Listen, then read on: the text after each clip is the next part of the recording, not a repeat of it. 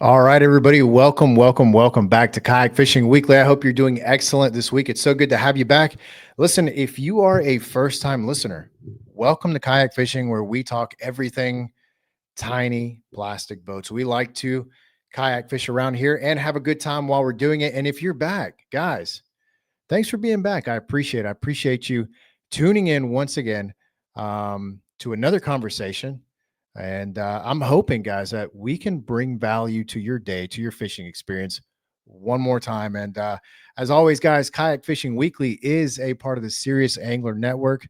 And if you're tuning in wherever you're at, maybe you're on your car ride, maybe you're having lunch right now, or maybe you're leaving work, whatever it is that you're doing. Listen, I want you to grab some coffee, grab something to drink, grab a snack. If you're watching us, put us on the big TV because we've got Kayak Bassmaster AOY in the house, the Chatterbait master himself, Abby Abbondanza in the building.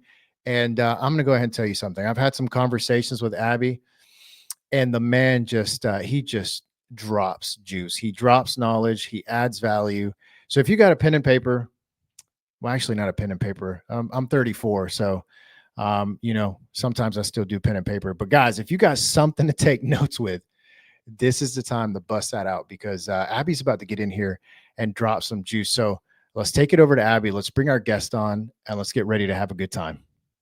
All right, ladies and gentlemen, we are here with Abby Abbondanza, AOY for the Kayak Bassmaster series. Listen, just an absolute hammer. If you guys are here tuning in, you're in for a treat because Abby can fish, and it's no secret. He's well known in the industry, and tonight we're going to catch up. We're going to talk about his fishing and what he's been up to lately, and we're going to cover his AOY year and see what kind of juice he can give us to be a little more consistent on the water. Abby, how are you doing, man? I'm doing good, man. How are you? Good, man. Good. Thank you. I appreciate it. Appreciate you Thank, being here, man. It means a thanks for lot. having me on. Yeah, I appreciate it. Yeah, absolutely. I got to let the listeners know, man, because you're wearing a Z-Man hat. And we had a phone call the other day, and I'll let you know, man. You had a video one time. This was a while back, and you were talking about the Evo chatterbait Yep. and tossing it. What size do you usually throw? Always three ace. Always 3/8. Okay. And Always. I don't even know if I own a half ounce. really. Really. Wow. So I watched that video. I kid you not, I went and ordered like a ton of Evo tungstens. Dude, I couldn't catch fish on a chatterbait to save my life until I watched that video. You had some juice in it, you had some tips. You did a little breakdown of an event you just had. And I'm not gonna lie to you, man, like no gas, just being honest. Um, I just had like one of the best years of not the, one of the best year of river fishing. Uh, and that has been one of the biggest things for me is covering water with that Evo tungsten chatterbait. So, dude, I gotta say thank you before we get Ah, no, into this I episode. appreciate it. I Yeah, appreciate it. man. That I don't mind giving up what I do because I know I do something. I've come to the conclusion I do something different. Even when I'm fishing it, there's something I'm doing that is I could tell you all day long what I'm doing, but Mm-hmm. even when I'm Mm-hmm. fishing it, there's something I think I'm doing that I don't even realize I'm doing. Yeah. And so I could tell you some key things that I do. Number one, I never use anything but a 3/8 ounce. Yeah. And to to put things into perspective for why I do that, probably the easiest way to I fish a lot of depth of 3 to 5 feet. Okay. Okay, so there's not a whole lot above their head there. Okay, and I number two, I burn it. I burn it as fast as I can, and I'm using a 7 to 4 to 1. Okay. And Okay. I'm reeling as fast as I can. And everybody said, "Won't you just use an 8 to 1 or 9 to 1?" I Right. don't want. I don't. I have such a memory at that 7 to 2 to Yeah. 1 Yeah. that whenever I tried it on an 8 to 1, I was blowing it out because I'm just so used to. Mm-hmm. I have a Mm-hmm. memory on my hand that probably why I have tendonitis in both my elbows, but but so I reel it very fast, and there's a you can't reel it fast like that with a diesel minnow on it or a minnows. It has to be a razor shad Okay. or a chatter spike. The razor shad is probably the best because of the shape of it. Mm-hmm. It displays water around it, where it's more square kind of looking than an actual say like a chatter spike. A chatter spike's rounded, Yeah. and it I think with the squareness of that razor shad, it makes it stay upright more, and it pushes the water around it more and allows it to go faster without blowing the chatterbait out. Okay. That's my conclusion on it. I don't know if it's Yeah. right or wrong, but that I know that I can burn that chatterbait faster with a razor shad, 100%. There are times for a diesel minnow or a minnows. Um, I do use it, and I do real fast still, but I just can't get it as fast as I do with a razor shad before it blows Right. out. Right. Uh, the probably the easiest way to explain why I burn it, and number two why I use a 3/8. I want it up in the top water column. So let's use for example a scoper. Mm-hmm. Okay, Yeah. how do you fish when you're scoping? You put that minnow above them. Yeah. Yeah. Okay, you don't put it right at their face, or you don't put it like directly on top of them. You put it above them. Well, that's what I'm doing with that chatterbait. I'm putting it above them, so I'm burning it. I'm not looking for per se a hungry fish. I'm Mm-hmm. looking for an aggressive fish There you where go. he has no time to. It's I got to eat it or not, Yeah. and that's why I'm burning it because it's either. And when you do get that bite, and they're on that bite like that, they choke it every time. 9 out of 10 times they got it down their throat. Wow. And if you ever notice any of my videos, you'll see me digging it out of their throat, like digging it Yeah. out of their Yeah. mouth. There, and that's the reason why. And I, there's a time for a jackhammer, and there's a time for the Evo tungsten. I would say 90% of the time I'm throwing Evo tungsten. All right. Hold on, right there. Hold on, right there, Yeah. because we're 5 minutes in, man, and you've already like for me. So I'm fishing the same depth, right? Uh, Hmm. 3 to 5 feet of water. Yep. I'm usually using a spunk shad, or if not, I like to use the Z-Man. It's the jerk shad. Yeah. The scented, yeah. So I'm either using one of those two, but I only use a half ounce, man, because I fish really fast. Hmm. And I want to. I've been practicing a lot this year, throwing it in laydowns, throwing the chatterbait in laydowns. You know, a lot of people try to stay away from that, but I've been working on that a lot. So just crawling it over the limbs, crawling it around, the root arms of like trunks and stuff like that. So Hmm. I like to use that one half. But now you got me thinking, man. You've got me thinking, and So think dude, about how fast you have to reel that half ounce to keep it going and keep yeah, it up in the water column. yeah, super fast, So yeah. that's a why I don't do it, because Hmm. you're working 10 times harder to keep that. You'll never keep a half ounce up in a water column. I don't care what anybody says. Yeah, You can't do it like you can a 3/8. yeah, And yeah, everybody said, "Well, I just real faster." Well, okay, but you still are working double time trying to keep that up there. So why use it? yeah, There's no. If you're trying to accomplish the same thing I'm doing with the 3/8, then why use it? yeah. And my whole point of it is I don't even fish the half ounce. And the reason I use the tungsten a lot, the Evos, if you look on the bottom of an Evo, there's like two little grooves on each side, one on each side of the head. And when it hits wood, it makes it skip up. Where a jackhammer turns, it Yeah. turns and the hook Rotates on the grabs. side. Yeah. Right, and Yeah. the hook grabs. So you were talking about fishing around Hmm. laydowns. I Yeah. fish it the same way. How I took 10th in at 10 killer, everybody was the bush of all that buckbrush was flooded, and everybody's catching one shaky head. Why? I tried to catch one shaky head, and I love using the Z-Man thick sticks, Yeah. and that's my shaky head that I go to. I couldn't catch a fish on a shaky head out there if my life depended on it. I don't know what was going on, but but what I was doing, I was taking that Evo and I was skipping it up in that buckbrush as far Hmm. as back as I can get it, and I was just working it through as fast as I could without hanging up, and that's how I was getting all my bites. And usually there was an aggressive bite. It was a vicious bite. Yeah. You know, Yeah. It's not the but first time I hear you say look for an aggressive bite. Mhm. So going back to that, watching your video, following some of those tips you gave, dude, I used to throw a lot of finesse stuff. Same here. And I was yeah, the same way. yeah, I used to give up Yeah. really fast. I was like, oh, they're not on this bite, but man, I'm telling you, with that mindset of looking for an aggressive fish, so I'm covering more water to look for that more Right. aggressive fish. Um, did you I can confirm 100%. I was just talking to my buddy this morning about this past tournament I had this past weekend. Dude, I would watch the fish just inhale it. I Hmm. mean, just so aggressively and then turn on the dime and run with it like vicious, Yep. like 20-inch spotted bass, 20-inch largemouth. And then here in Georgia, we have shoal bass. We caught some shoal bass. And it was the same thing. But why do you think what do you think that it is about that chatterbait that gets those fish to react so aggressively sometimes? Um, Number one, I hands down, I think the chatterbait is the best bait you can use to cover water to find Mm, fish. If mhm. you're going to a new lake, and this is 100% what I do, if I'm going to a new lake, I'm looking for a hard grass edge. I'm looking for any kind of edge that I parallel the bank a lot.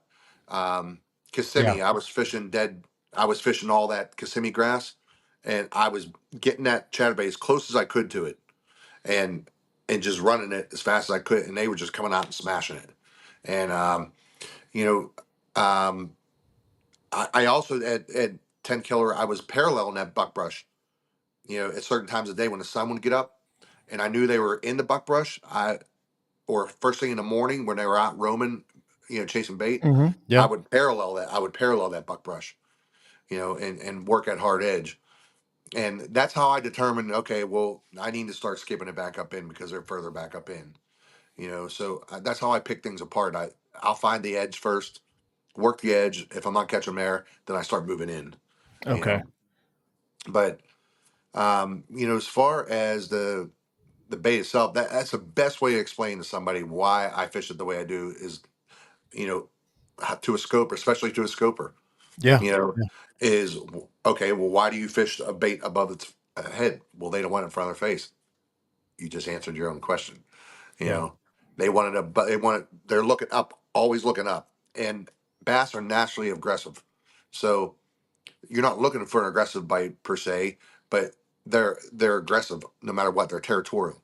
So when I won Logan Martin down at Alabama, Jody and I found, so the lake came up 3 feet overnight, due to a torrential downpour we had on Friday. I Mm. mean, from morning till night it poured, and it quit about 5 a.m. Wow. And but we had found this bay that first there was probably about 30 docks in it. The first 10 to 12 docks had about 3 feet of water on it, and it was low. And then the rest of the docks, whole way around the back side of it, you couldn't even get to them because there was no water. There was just puddles around it.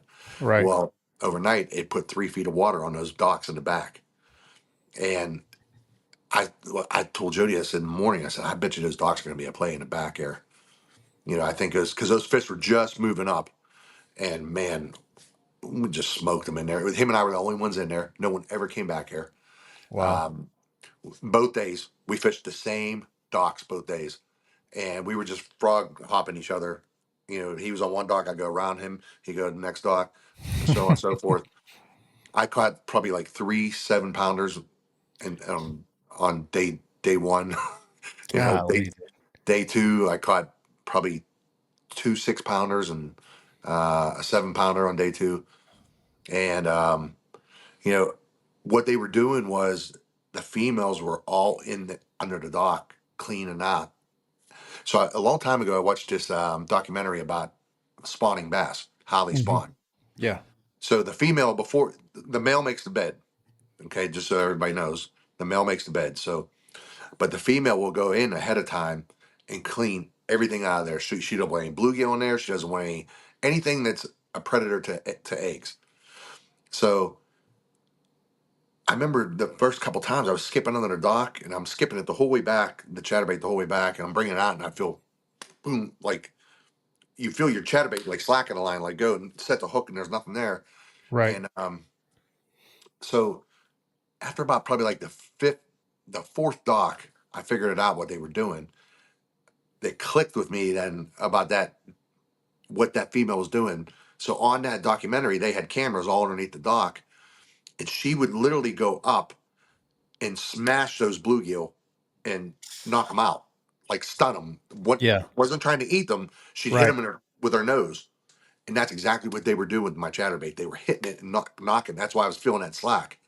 And finally, I just kept on making her mad, and just two, three times, four times, sometimes take four times. I'd run right past her again, and she'd eat it finally. You know, Wow. and I bet you I had that happen probably about 20 times that whole over those 2 days of them feeling that and then knowing that's what it was, and just basically just just keep on agonizing her, you know. Yeah. But I take it back. There was one guy back there on day two, and I felt bad because he sat on his he must have knew there was a big fish on this dock. He must have hooked it or something because he sat there for half an hour, and he was right across from me, and he just I just caught a 21 and a half like right in front of him, and so he finally moved away from that dock, and it was a giant dock. It was probably about 50 feet wide by 50 feet deep. It was just huge. So I go over to that dock, and there was a big runway right down the middle of it with these big giant posts to hoist down. Every dock had big posts on it, and I literally skipped that chatterbait the whole way to the back of that and brought it out. And about halfway, I felt come out again, like three times. It did it on the same lane. So I went around to the side of it, and there was another lane like that, but going sideways. So I skipped it the whole way out the other side and brought it back through, and she ate it. And it was a 19 and a half inch fish, and it was about 6 pounds. It was giant, and I took a 9.5 inch lead. That was on day two, with I think it was only 12:30, and I had 9.5 inches on second place. So and no one called after that. So I ended up winning with 9.5 inches lead on it.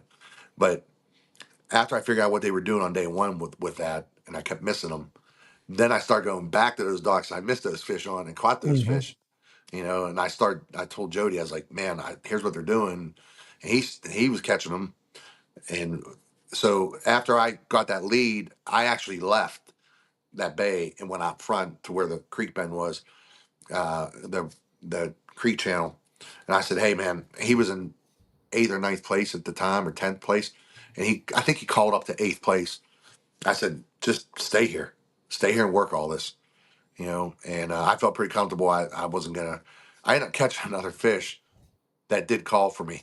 Uh, I that's what it was. I had 9 inches, and I ended up calling a half inch, and I think I caught a 20 inch fish or something like that. That put me up another half inch. But I didn't throw anything but a chatterbait both days, Yeah. and you know, I would say 97% of my checks I cashed this year. Probably I take that back. Probably 98% of them was on a chatterbait. Wow. You know, Let me ask you this, man. I got to ask you. I feel like I should be taking notes right now, but I'll just go no, back and no, it's no, man, listen. I listen to an angler like me. I get to fish pretty often, man, but hearing stuff like this is just it has so much value, man.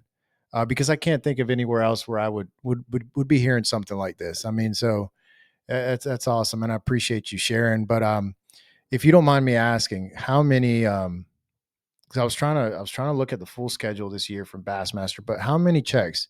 You said 98% with the chatterbait. How many checks did you end up cashing just for our listeners this year? ooh, um, Roughly. well, if I go by tournament, I can figure it out. Kissimmee, I came in sixth Hmm. for Bassmaster. Yeah. I didn't cash a check at Dale Hollow. Okay. Uh, Jody and I won Gunnersville on the Team Kayak Series. That's right. Yeah. Um, then we won Kentucky the next week, or 2 weeks after that, Okay. on a team series. I took second. I double dipped and fished the Tennessee Bass Nation. I took second on that. Then I cut a check at 10 Killer. I came in 10th. I cut a check at Toledo Bend at 4th. These are both Bassmasters. Um, Champlain, I did not cut a check because it was one day, and I Hmm. went to my second day spot. Oh man, And yeah, yeah, halfway through the tournament, they canceled day yeah, 2. yeah. I remember that. Yeah. And so, quick little story about that. On day 1 after they canceled, I went to my spot that I was going to go to on day 2. I was saving it, you know, and I caught 92.5 inches Oh in two man. hours. Oh man. I should have just went there You said and in 2 hours. You said in two 2 hours. hours, literally Oh two my. hours. With a Yeah. chatterbait or doing No, something else. no, I Yeah. was catching them with a thick stick. Okay. Okay. Yeah, all All right. smallies, all brown Yeah. fish. Yeah. That's Yeah, why I'm asking. Yeah. and it was a current, it was a current seam, and I was literally the first fish I caught was 20 inches. So I was pretty mad. I should have just went there. I should just listened to my gut and went Yeah. there. But Yeah. again, I didn't know day 2 was going to be canceled. Right. Right. So I was kind of saving it. Hey, if I can get top 20 on day 1, be relevant, and then just go and smash them. Because Yeah. I'd caught like 95 inches there, 96 inches there during practice. Wow. Um, on Tuesday for the tournament.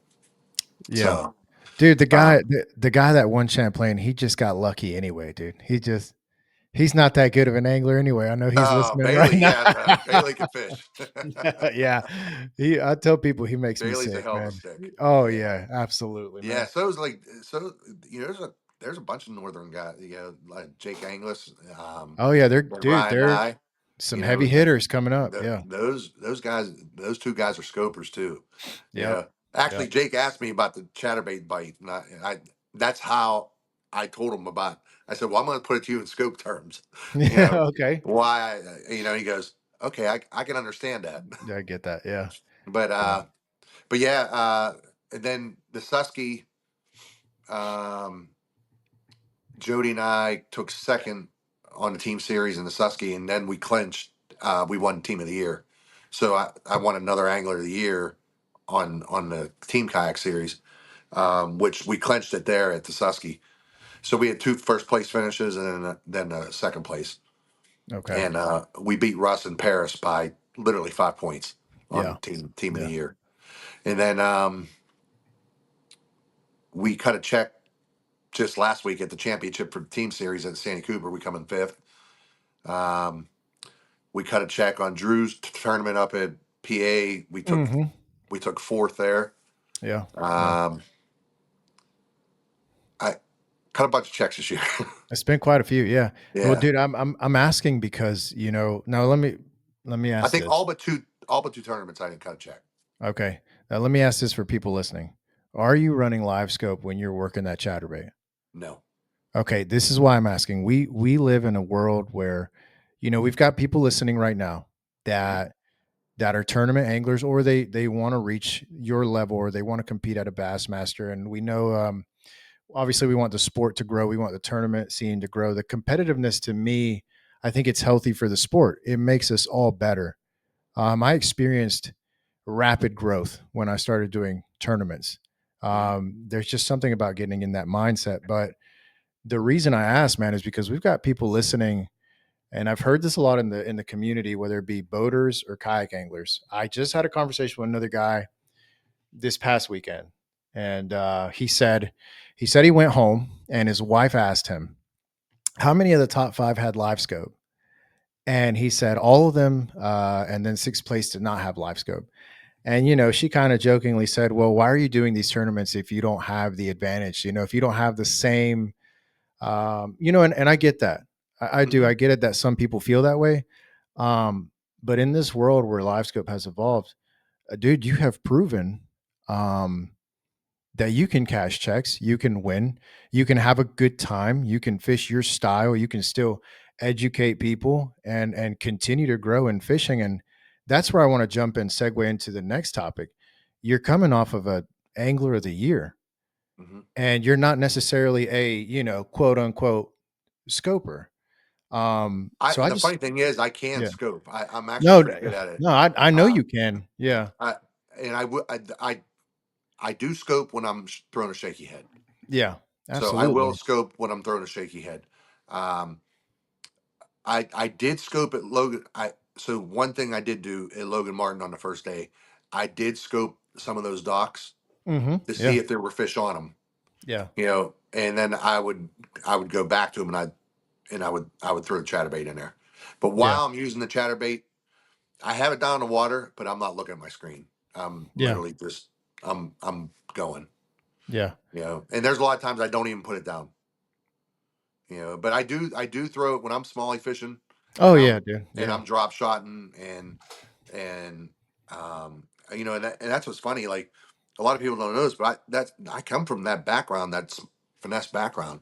yeah, I cut my teeth on the rivers here in PA and Erie.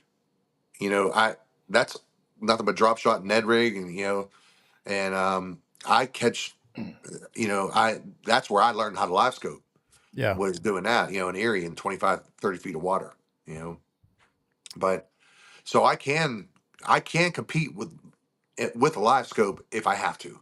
yeah, yeah. I don't. Absolutely. Do I choose to? Most of the time, no. Most of the time, because here's the thing. I know I can get the right 5 bites I need to with a chatterbait if I keep it in my hands 7 out of the 8 hours a day. Yeah, You yeah, know, so it's just, once you get the thing is, I hear people talk about they're not confident with it. It's just like anything. The more you throw it, like, I wasn't confident with the glide a year and a half ago, and since then I got a signature series glide out that just came out this year. You nice. know, and I now I'm starting to throw it in tournaments. Because I feel that Yeah. confident with it. Oh yeah. You Who's know, who's that glide with, man? If you don't mind me asking, go ahead Hot and fish plug that. baits. Hot fish baits. Yeah, Okay. actually, we have a new color dropping on Friday. Okay. Yeah. And, Send me that link so I can link it down at the bottom of yeah, this it's just episode, man. hotfishbaits.com. Okay. Perfect. Yeah, Perfect. and but it's called the Fire Glide, Hot Fish Fire Glide, I and like that. we've got 1, 2, 3. I think we got 5 colors out right now. So we have the first one we released was called Vader. It's like a Hmm. dark blackish gray, and when it gets in the water, it looks like a dark bluegill. Is what it looks like. Nice. Nice. And I gotta look that up. caught it's really good. It's caught a lot of fish for me. And then the crossover shads. There's two that really stand out. The crossover shad, which is like a cross between a threadfin and a gizzard, Hmm. and then we have another one called plum molly, Let's see. and that is, I wanted it for smallmouth. So Tom Malaki, everything is done by hand. Literally, he builds them and paints them, everything, puts them together by hand, all done by him. And he's a wizard with the painting. Yeah. And we just released a bluegill, which is sick. The bluegill one is sick. Um, what else we do? I can't talk about the new one yet. It's come out Friday because we didn't release the color yet. This It, Friday. yeah, this Friday. Okay. Uh, Okay. but That's awesome. yeah, put it this way, all the northern guys are going to be happy. Okay. So, That's but pretty the cool. plum molly one is kind of like has an olive back to it with a bone colored bottom, like a bonish colored bottom with purple around the eye and Hmm. face. And man, that thing is a killer. Yeah. On 10 killer, I actually, two of my fish that I bagged, smallmouth, I caught on plum molly. Nice. Then I lost it to about a 30-pound gar, Good and grief, man. that thing ate it. Uh, I had it up to the boat, and there was nothing I could do. It was so big. It was probably like 30 inches, Yeah. 35 inches, this gar, and Jeez, man. there was nothing I could do with it, and it snapped my line. Dang. Dang. So, but yeah, it's just a confidence thing. Just like with the chatterbait, guys. I have friends that Eric Thomason, who won Tennessee Bass Hmm. Nation last year. Um, he won the state championship. I told him, I said, dude, put that thing in your hands and don't put it down. And he kept it in his hands the whole time, and he won the states with it. And Nice. that is the biggest thing, is just keep it in your hands. If you can keep it in your hands, I'm telling you, you will catch the right 5 fish.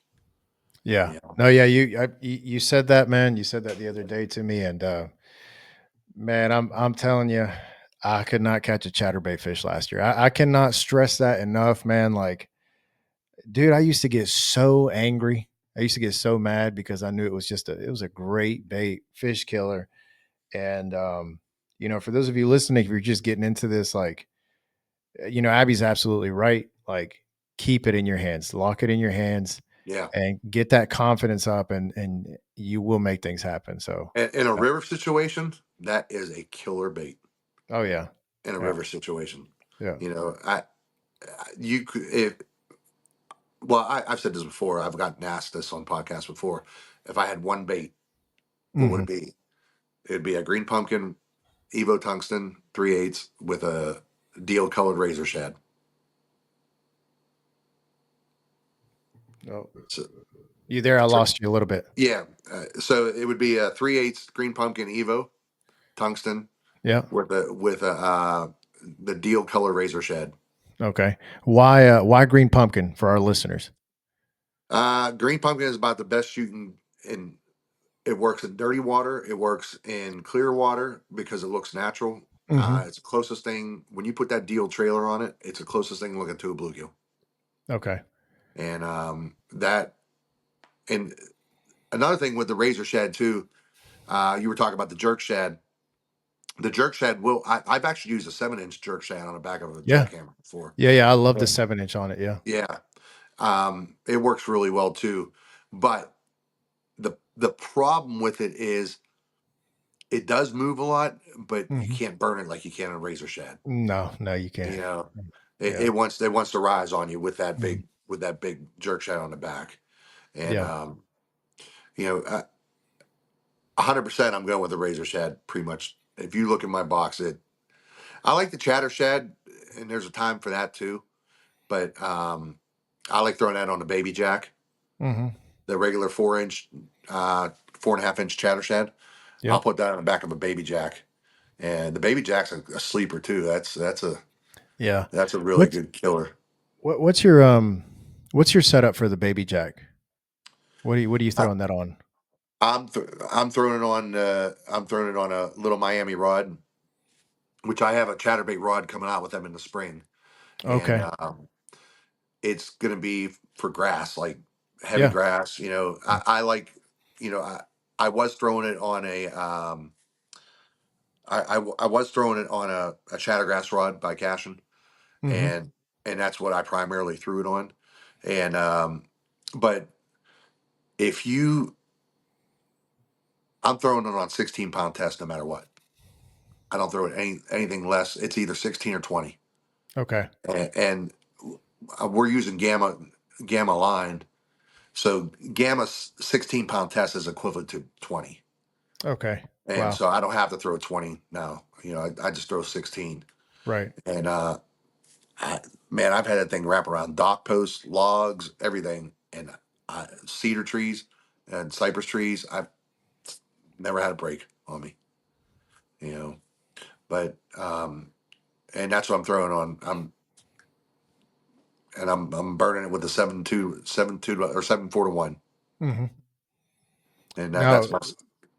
let me ask you this: moving into the fall, I was thinking about this the other day. Moving into the fall, like while we're on this, and then I'd like to segue over to your AOY year.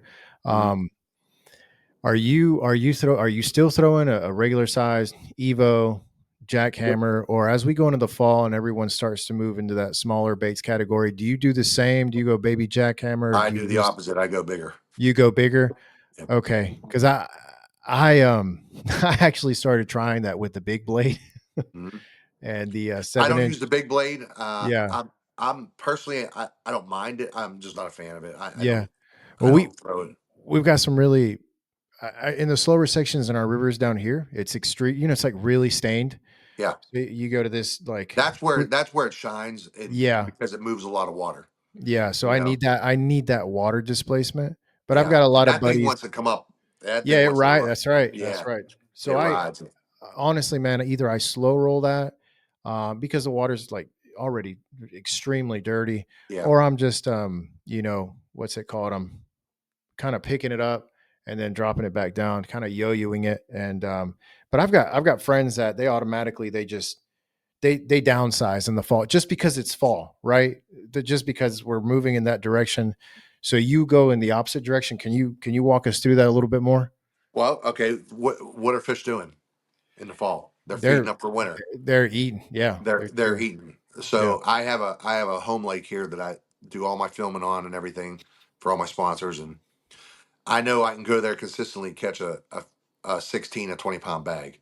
Mm, My five best fish, hmm. uh, and I pretty much can do that every time. They stock it with trout. It's Okay. only a 110-acre lake, and Right. they stock it with trout, and these fish are just getting enormous because. But you would think they just stocked it last week. Well, all they're doing is feeding my pets in there. I mean, literally, Yeah. that's all they're doing. Yeah. I can't tell you how many fish I've caught with 10-inch trout in their mouth. Wow. And they're still eating. Yeah. Yeah. The tail's not even down their throat, and they're still eating. They're still biting the. Yeah. That's crazy. So I, yeah, I don't downsize anything. If anything, that's when I'm throwing a glide, and that's when I'm throwing a regular jackhammer or Evo. But like I said, I would say 95% of the time I'm throwing an Evo, Yeah. the Evo Yeah. tungsten. Okay. No, that's great. That makes sense, man. And They're yeah. not they're not downsizing their bait. They're eating big. Yeah. They're That eating big. that's a good thing to remember. That's definitely a great thing to remember That's why I'm because going to Susky this weekend yeah. because they're eating big baits right now. Nice. Nice. So you can catch them on a big glide. You can catch them on a. I'm going to be throwing some of the new swag, the Z-Man swags, Yeah. Yeah. the I new just swim ordered some. baits. Yeah. Yeah, Just yeah. they're the bomb. Yeah. Yeah, they And look great, man. Yeah, they are. They are great. You can fish them. They actually stay down in the water column too. The 5-inch Mhm. will stay down. The 6-inch once it comes up a little bit, it kind of fishes like a mag draft, Mhm. but it has a little bit of wobble to it, and I love the line through. You Yeah. know, I Yeah. don't you that has a treble option that has a magnet on the bottom that'll keep it on the bottom, That's and right. that magnet's actually pretty strong. But I like the line through on top.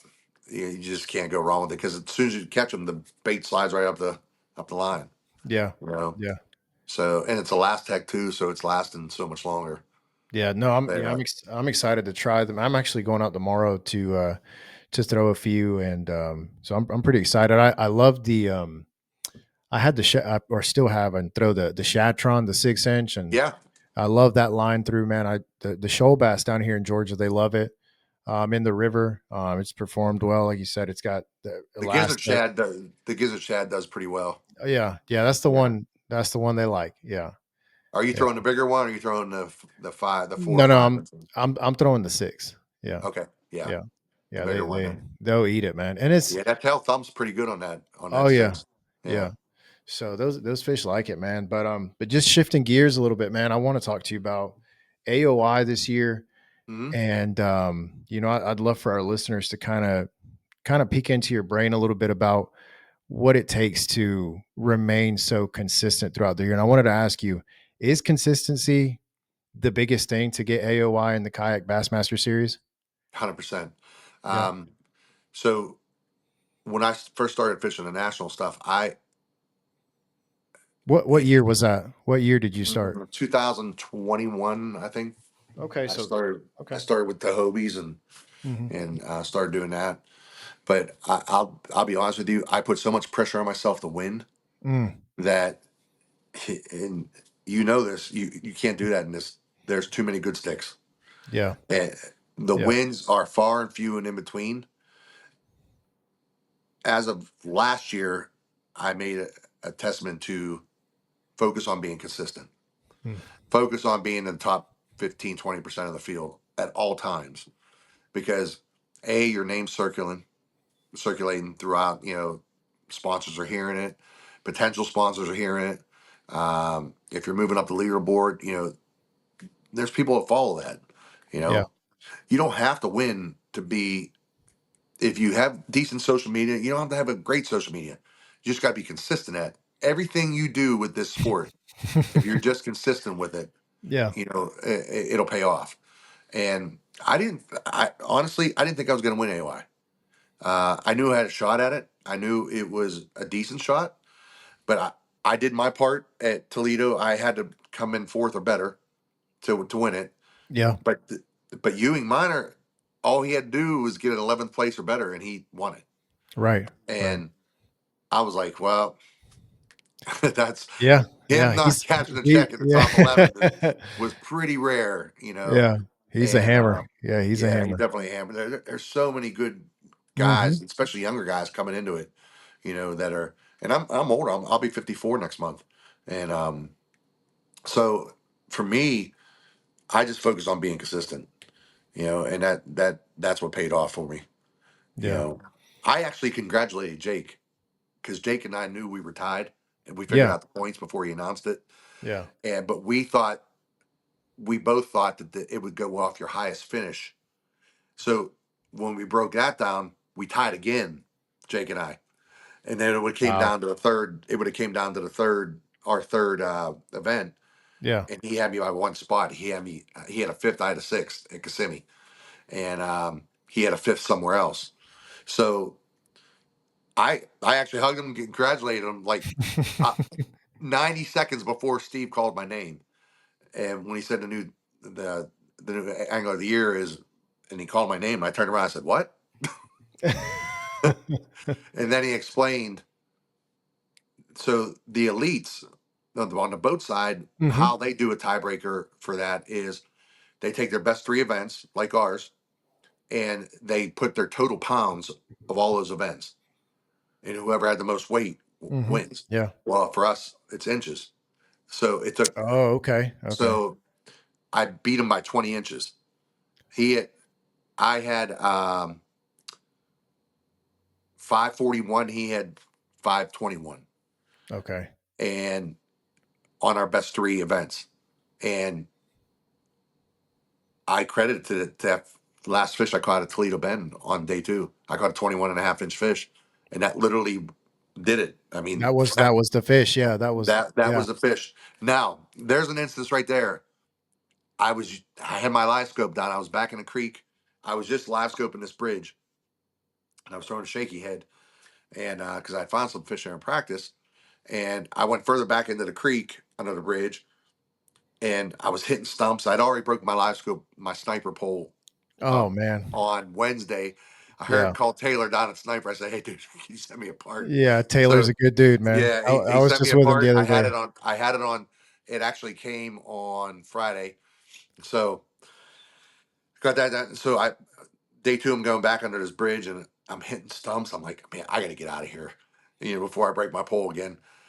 I was turning around and I had my live script down. I just happened to look at my screen as I was turning, and I seen two big largemouth on a hump, 8 foot down.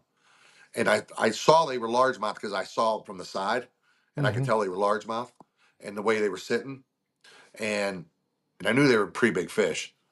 So I threw a chatterbait out, threw it out, let I kind of like one, two or three or something like that, and start reeling. And I thought I snagged a stump, and then all of a sudden this thing jumped, and I was like, oh my Oh gosh. gosh. So the best part is, okay, so I thought my camera was running the whole time. The whole Oh day it was man. running, Yeah. and it got hot out, and my camera Uh, overheated and shut off. yeah. I didn't realize it at the time. I get the fish up to the side of the kayak, and it's right by my sniper pool, and this thing decides to jump one last time. And I had a net on my lap, and it gets up to the side of the kayak and jumps about a foot and a half in the air, and I see at the top the chatterbait goes Oh gosh. because I had the rod back here. Yeah. I'm trying to control it with the Yeah. rod now, and I must have gave it some slack when I picked it up, and he spit it. And out of reflex, I literally just went like this with the net and stuck it out to the side, and the fish fell in the net. Oh my gosh, dude. And I sat there for like, For I a bet you it was while. like about Yeah. 6, 7 seconds. And I was like, I can't believe that happened. And I went to go look at the camera, and it was off. I was Is like, it? oh my Oh god, man, is it a nobody's gonna GoPro? believe that. Is it a GoPro? No, it's the 360. Oh, the 360. Okay, I got you. I got you. So I was about to since then, say. I have switched to DJI, and Yeah, yeah. I That's went to the Action 5. yeah. So But yeah, dude, I was just like, I couldn't believe, no one would ever believe that, you know what I mean? Yeah. And literally just out of reflex, I just shoved the net out, and it just happened to fall right in the net. And so that was I caught like probably four more fish after that. That was probably around 12, 11:30, 12, something like that. And then I caught four more fish after that that didn't help me with the call. So that was literally my Mhm. last fish I caught that helped. Wow. I caught a 19 and a half less than 10 minutes into the tournament, and on day two. And the next four fish were between 17 and 19 inches, and Mm. they all came off. Yeah. They were short striking me. And and this is where I had to go to a minnows.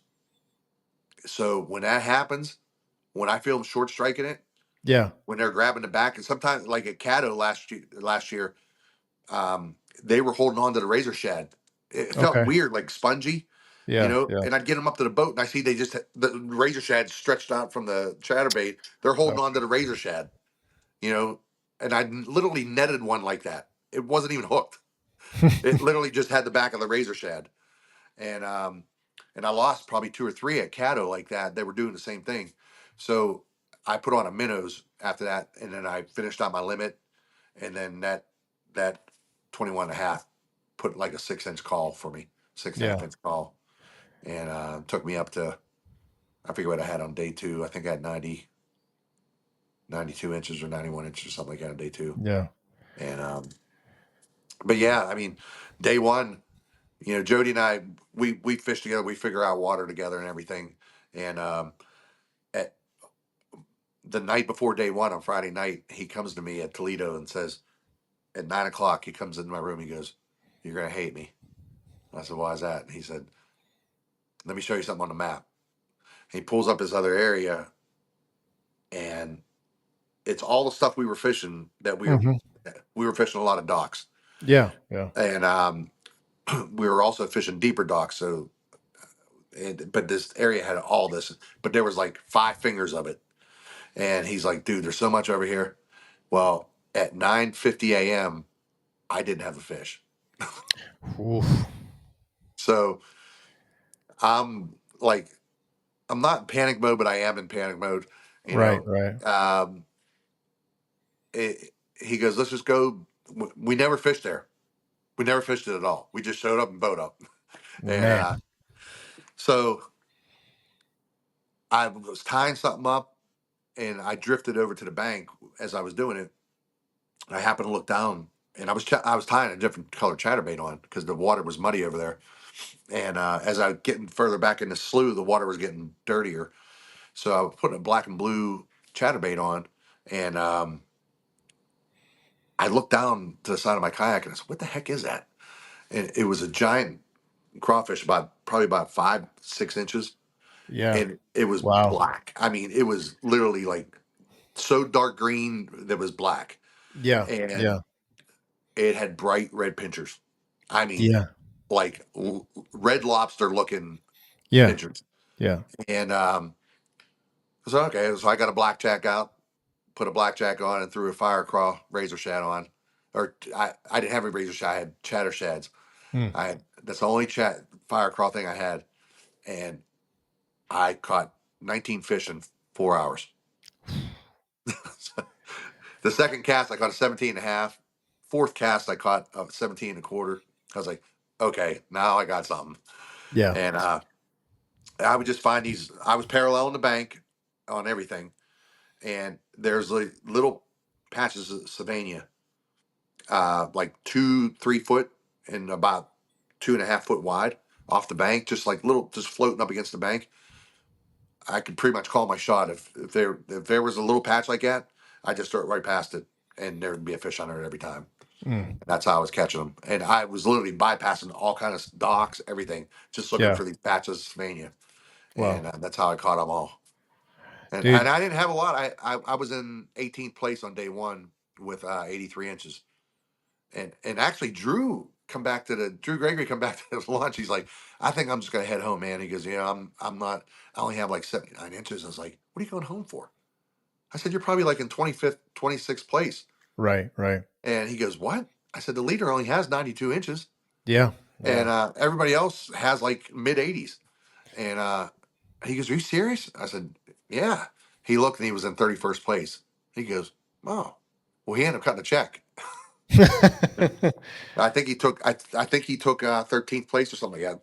Yeah. So, and he said he thanked Jody and I for talking him into staying, you know, and so I I learned my lesson at Kentucky Lake in a Hobie event.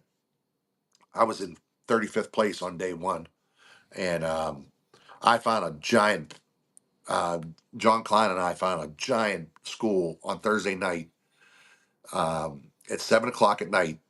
We found a. I was staying with Ryan Lambert and Dylan Lowry.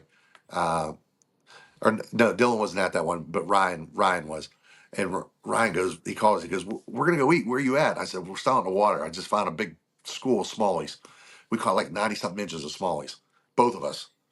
And so we go check this other place out that had kind of like the same thing, and it had a big pot of smallies on it. I was like, okay, what are the chances those things are going to be here? Mm-hmm. You know? And so day one, 17, 20 mile an hour winds. I couldn't get on it. I kept going out and checking it. They were there.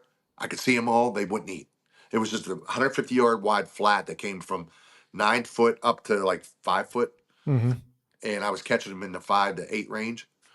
And I was catching them either on a minnows or a peanut butter and jelly fatty Z.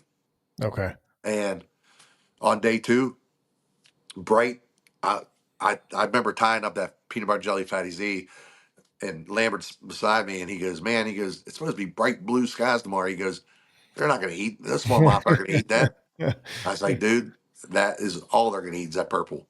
And I I just smoked I was in 35th. I came back to second place all day. I was in second place.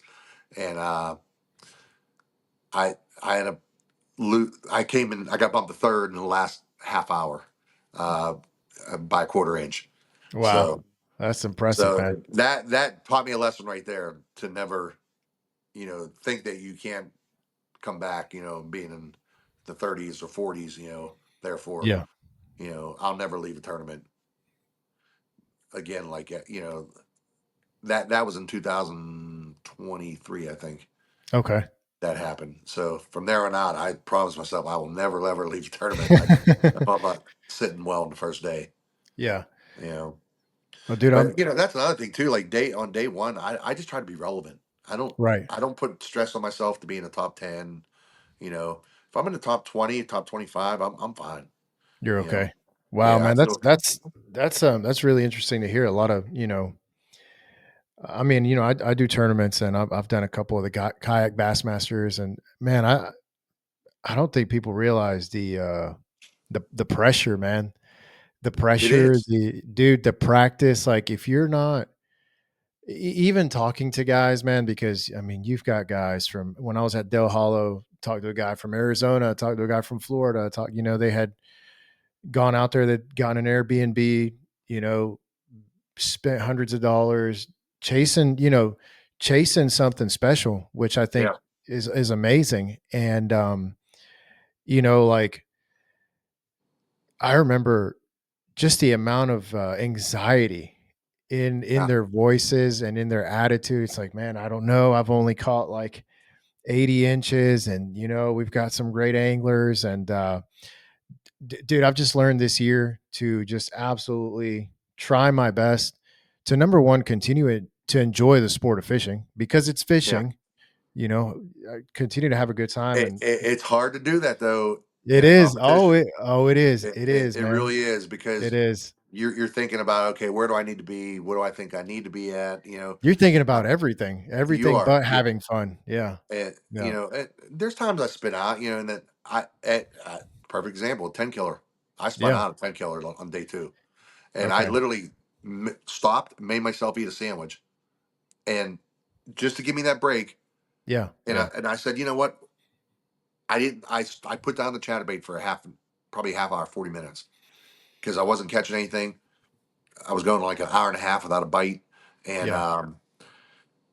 I just start. And I know when I do it, I start. brushing everything, you Yeah, know, that's how and I I'll get. start Yeah. throwing in the trees. Yeah. I'll start, I'll skip in the trees, Getting and I, snagged up and you get so I frustrated. literally put myself in a timeout. And that's what I do. I'll do that, and it'll make me just revamp everything and just Yeah. start over. And then Yeah. once I did that, and I look back, I'm like, why did I even put down that chatterbait? I Yeah. know better than that. You know what I mean? I and I'm I would say probably I think I did 18 tournaments this year. I bet you 14 of those tournaments I caught a fish in the last 10 minutes that called every Wow. time. Wow. At the Susky at the Team Kayak Series, the last 6 minutes I caught 88.5 inches. What do you attribute that to, those last minute catches? Because I know a couple of guys that are phenomenal anglers, man, here in Georgia, and they always find a way, man. Like in that last, let me say, in the last hour to the Yeah, last 30 minutes, they always find a way, man, to just like focus.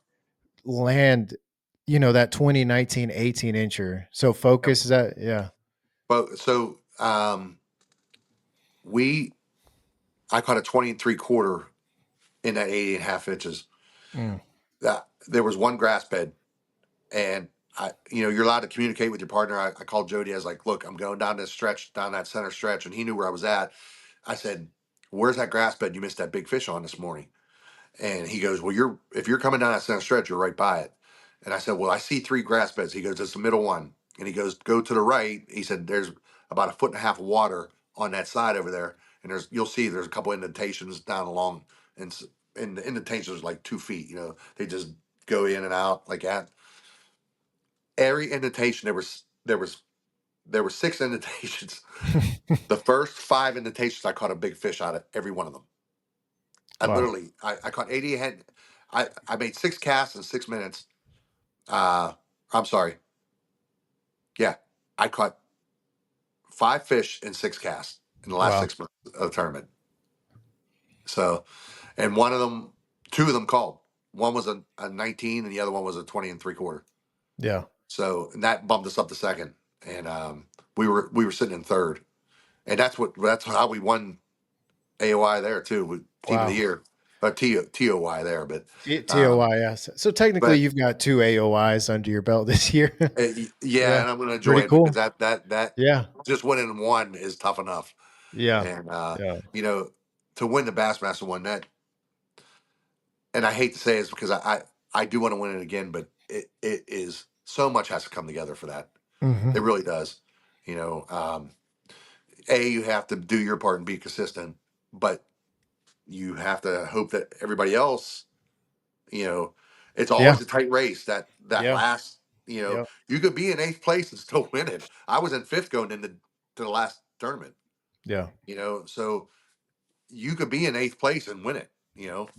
And that's like Ewing. He was sitting in ninth, but all he needed was 11th or better, and he won it. Wow. It just so happened that I think he took 13th or 14th place or something like that, 15th place, and which is rare for him. But God has a plan. Yeah. And that's the Yeah. only thing there was on that, because Yeah. that for that all to come together it was special. Oh man, I'm gonna you cherish it, definitely. I don't have the trophy yet, but I'm looking forward to getting that. I get it on the stage at the classic. yeah, no man, So I'm so glad that that you've said that you're going to enjoy it, man. I mean, it's well deserved. A lot of people know you as a hard worker and thank you. someone who pays attention to detail and just continues to show up every day, man. And dude, I know the listeners are definitely are enjoying this right now. And before we log off and we head out, dude, I got to ask you this one question. Um, for someone who wants to get started in the tournament scene, or maybe they're new, right? Maybe they're just now getting into it, and they're struggling, or they're not sure what direction to move in. What is the most basic or the most simple advice that you could give to them to start seeing improvements on tournament day? What's a couple of things that you would give to young or older guys that are maybe starting late? What would you say to them? I was a late starter. Hmm. I didn't start fishing nationally until I was 50. Hmm. You Yeah. know, they're 49 or 50. So I mean, it's never too late to start, but nerves. It is 100% a mental game. Yeah. 100%. Yeah. I don't Yeah. care what anybody says. Yeah. It is they can say what they want to. It is mental. It is all mental. Yeah. And what I mean by that is, what stage are you in mentally? Like, you talk about the last 30 minutes or last. I get so super focused in those last 30 minutes of a tournament that I'm looking for certain targets with that chatterbait.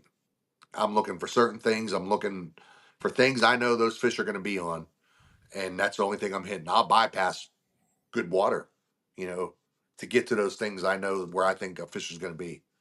And focus is just being prepared mentally. You know what I mean? It's just that's the basic thing. Don't go and yes, we all want to win. Yeah. I mean, we all Yeah. set out to win, okay? Yeah. But I don't know how to say it without saying, like,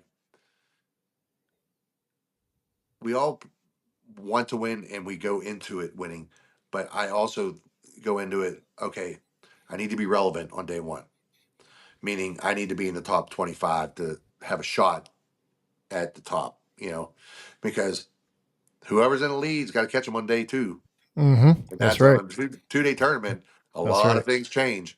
Yeah. I bet you if you go back and look how many people had the lead, and then win it, That's very few, uh, man. it's very few. Very, very little. Yeah. Um, I've only had to lead twice, and I hate having to lead. Mm. That is the worst pressure ever.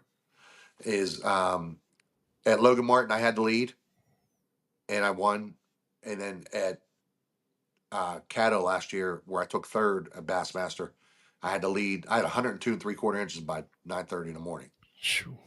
and Jody and I fished a 200 by 200 area at Caddo. We had the tungsten evos a week before they came out. Those fish had never heard of tungsten evo. And I mean, we were catching 30-pound bags. I mean, that's how Wow, big, man. you know. Yeah. But I left that area to him on day one. I said, dude, I'm just gonna go. I'm not gonna beat this up anymore. I'm gonna save it. I left and went somewhere else and caught another 91.5 inches.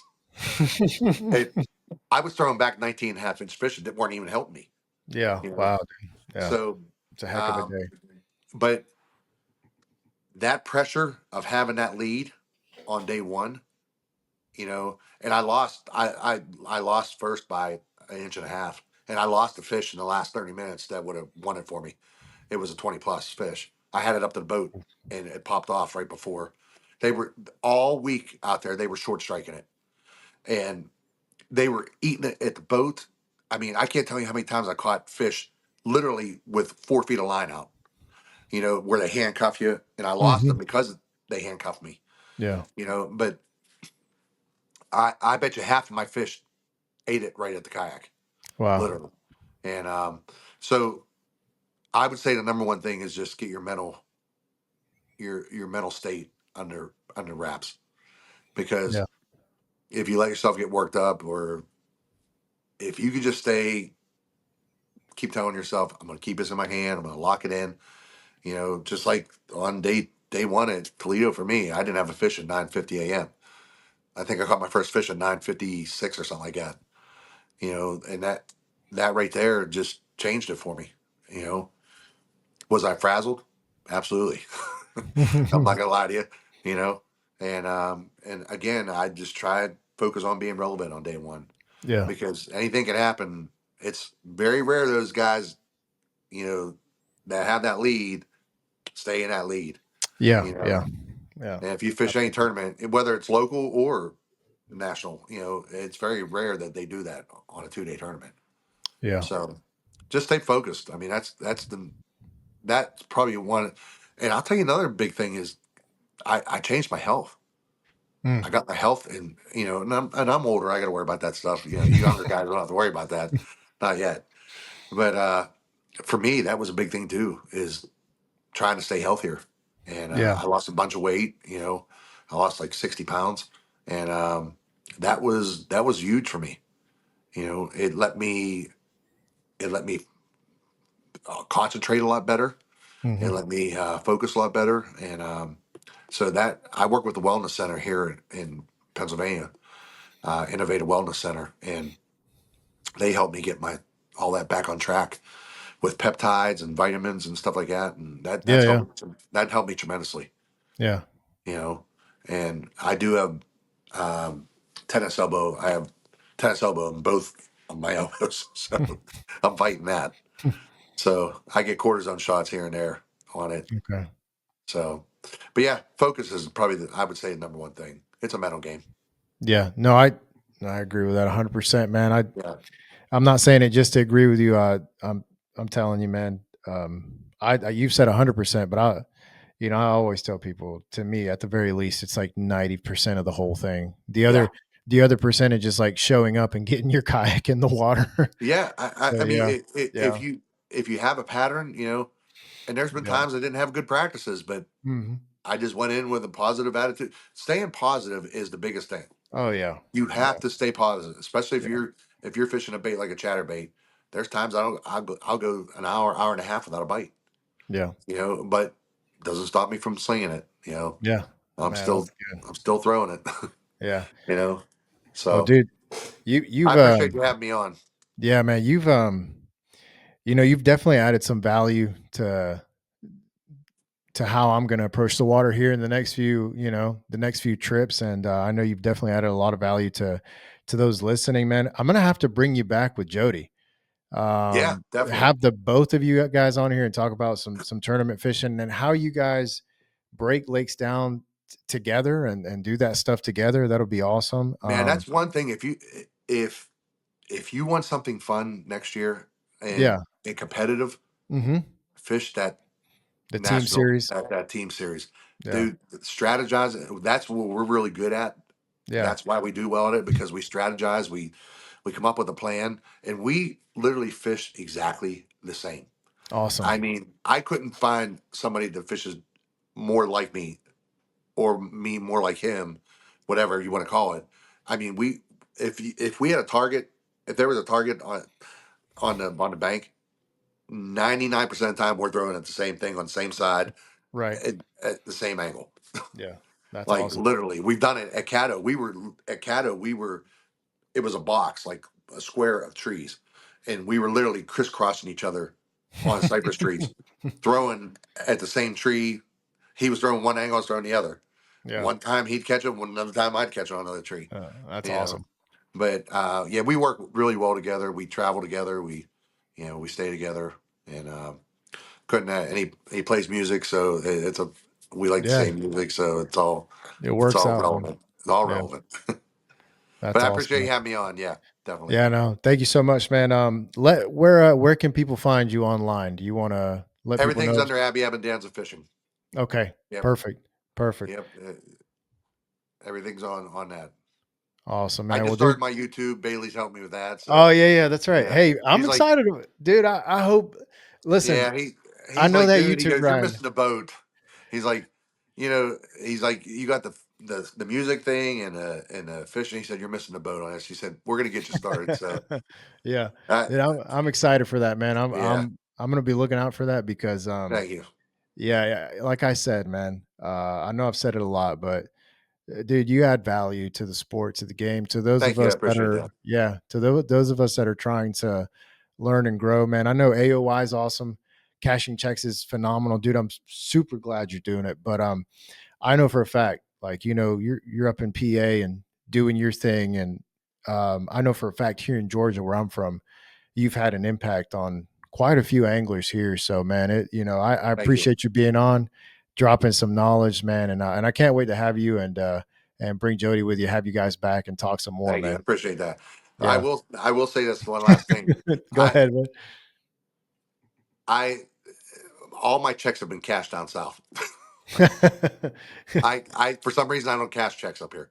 I I don't know why, and it's my kind of stuff too. You Yeah, know, yeah, and and per se not it might not be my lake or anything, but Yeah. I don't know what it is. I do better down south. Yeah.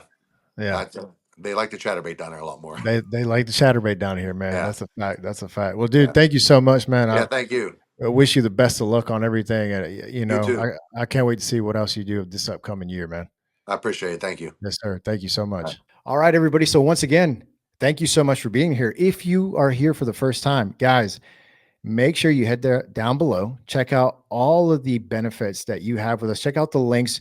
You've got the Omnia Pro membership down there, which is an incredible deal. You get a percentage off of everything. Make sure you take a look at that link. Use the code when you're making purchases on Omnia. Take full advantage of that. And guys, remember, we're a part of the Serious Angler Network. We've got other things going on. The Lure Lab. We've got the Serious Angler podcast. Guys, check us out. Follow us over on social media. I will leave the links to Abby, myself, everything you need to know down below. Make sure you're tuning in. Make sure you're listening. Leave a comment. Make sure you're subscribed. You're not missing anything because we're going to continue to bring some heavy hitters, good times. And I'm looking forward to having more conversations that are going to add value to your fishing experience. And guys, as always, remember this, wherever you're at, whatever you're doing this week, whatever's going on, I hope you get a chance to send it one time. Thank you, guys. Have a great one.